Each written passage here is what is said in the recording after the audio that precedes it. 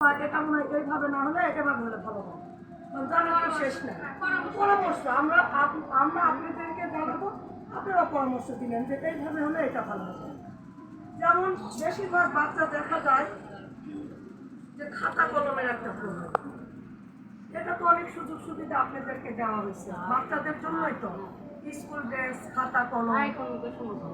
আর যে বাচ্চাগুলো দেখা যায় যে নিয়মিত না আসার কারণটাও হচ্ছে খাতা নেই আজকে, কি কলম নেই, কি ড্রেস নেই। এরাই কিন্তু আসতে চায় না যে কি আপনি স্কুল ভিতরে যে যাবো, ম্যাডামরা তো বকা দিবে। এটা বকা দেওয়া নয় তো। আপনাদেরও যদি কিছু আলোচনা থাকে আমাদের বলেন। আবার একটা বাচ্চা দেখা যাচ্ছে সপ্তাহে 3 দিন যাচ্ছে, আবার 2 দিন যাচ্ছে না, আবার 2 দিন যাচ্ছে, 3 দিন আসছে না। এটা কি হয়? এতে ওর এই যে আমরা যে পড়ানো পিছে পড়ে যায়, এটা কি হচ্ছে, গ্যাপ পড়ে যাচ্ছে, ওটা ধরতে পারে না। এই নিয়মিত ভাবে ও আবার এটা কিন্তু করে প্রত্যেক সপ্তাহে 5 দিনের ভিতর 3 দিন যাচ্ছে, 2 দিন আসছে না। কেন আসছে?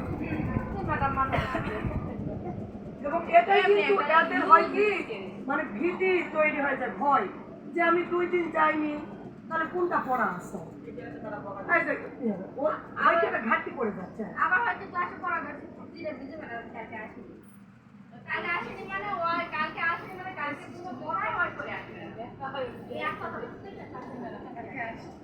কোনো কারণে যদি ইমার্জেন্সি হতেই পারে, আসে তাই আসতে পারে, কারণ ইমার্জেন্সি হতে পারে, অসুখ বিসুখ হতে, কিন্তু পার্শ্ববর্তী ঘুরে আসছে তা স্কুলে গেল, স্কুলে যায় সরকারি থেকে শুনলে না যে কি করা আছে।